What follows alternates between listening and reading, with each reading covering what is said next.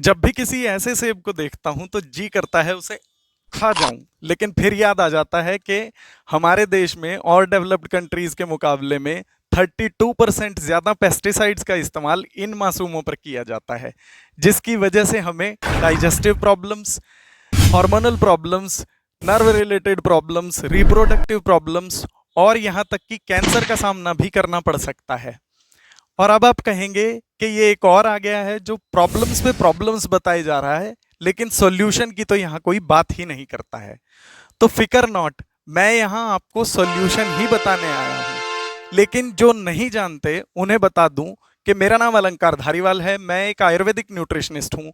आयुर्वेद और न्यूट्रिशन की सहायता से हम सभी की सेहत में 4 चांद नहीं 8 चांद लगाए जा सकते हैं, 4 आयुर्वेद की तरफ से और 4 न्यूट्रिशन की तरफ से। तो आइए स्ट्रेट अवे सोल्यूशन की तरफ चलते हैं। तो पहला सोल्यूशन है यूजेज ऑफ सोडा बाइकार्बोनेट।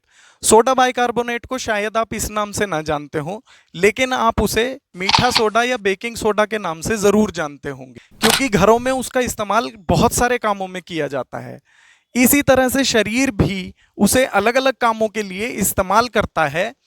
खास तौर पर जहां पर भी उसे एसिड को न्यूट्रलाइज करना पड़ता है, वहां पर शरीर उसे खुद बनाता भी है, जैसे कि आपके स्टमक में, आपके पैंक्रियाज में या आपकी किडनीज में।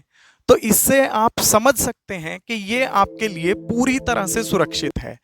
एग्रीकल्चर साइंटिस्ट के हिसाब से आपको 2 चम्मच सोडा बाइकार्ब को 1 लीटर पानी में मिलाकर उसका घोल तैयार करना है और फिर उसमें अपने फल या सब्जियों को 20 मिनट के लिए भिगोकर रख देना है।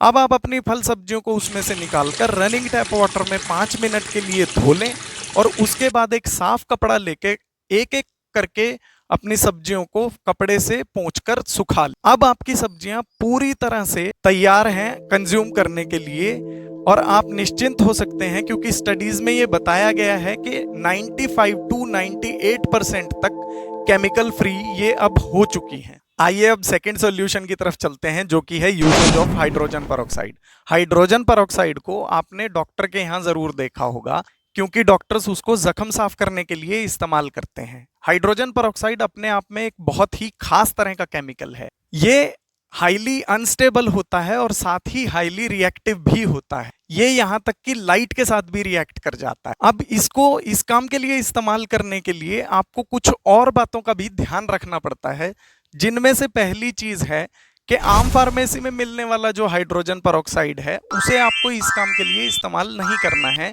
क्योंकि उसमें 4 तरह का केमिकल स्टेबलाइजर के तौर पे मिलाया जाता है, जो केमिकल आपके लिए बिल्कुल भी सेफ नहीं है। फिर सवाल ये उठता है कि आपको इस काम के लिए कौन सा हाइड्रोजन पेरोक्साइड इस्तेमाल करना है।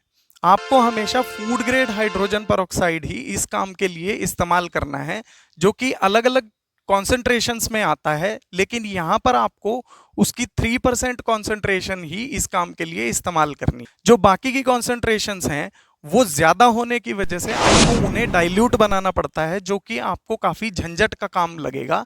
इस वजह से आपको उसे छोड़ ही देना चाहिए।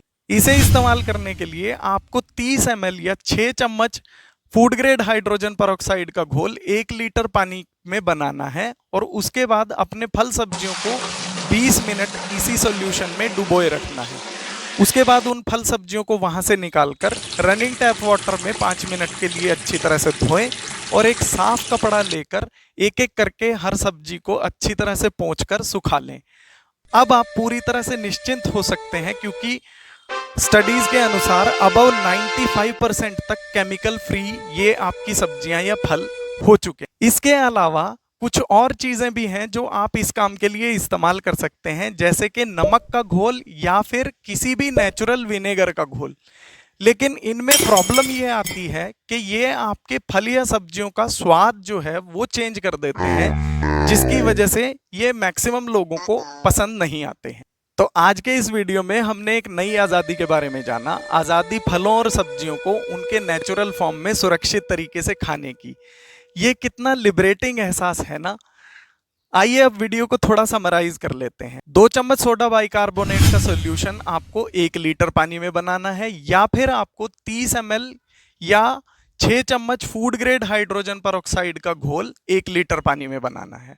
आपको अपने फल या सब्जियों में इतना घोल डालना है कि आपकी फल या सब्जियां उसमें पूरी तरह से डूब जाएं। और आपको हमेशा घोल अपने फलों या सब्जियों की क्वांटिटी के हिसाब से ही बनाना होगा। एक और बात आपको हमेशा याद रखनी चाहिए कि आपको ये घोल हमेशा फ्रेश ही बनाना है, क्योंकि ये बहुत ही अनस्टेबल होता है और बहुत जल्दी अपना असर खो देता है। आशा करता हूं कि आपको आज के वीडियो में दी गई जानकारी पसंद आई होगी। अगर ऐसा है तो वीडियो को प्लीज लाइक कर दीजिए, और अगर आपको भी स्वस्थ रहना पसंद है तो चैनल को प्लीज सब्सक्राइब कर लीजिए। बेल आइकन का बटन दबाना मत भूलिएगा, ताकि अगले वीडियो का नोटिफिकेशन आप मिस ना कर जाएं। आपने अपना कीमती समय हमें दिया, इसका तहे दिल से शुक्रिया। मैं और कमेंट बॉक्स आपके प्रश्नों और सुझावों का बेसब्री से इंतजार कर रहे हैं, तो उसकी तरफ भी प्लीज अपना ध्यान दीजिएगा। मिलता हूं आपसे अगले किसी वीडियो में, तब तक के लिए स्वस्थस्य स्वस्थ रक्षणम।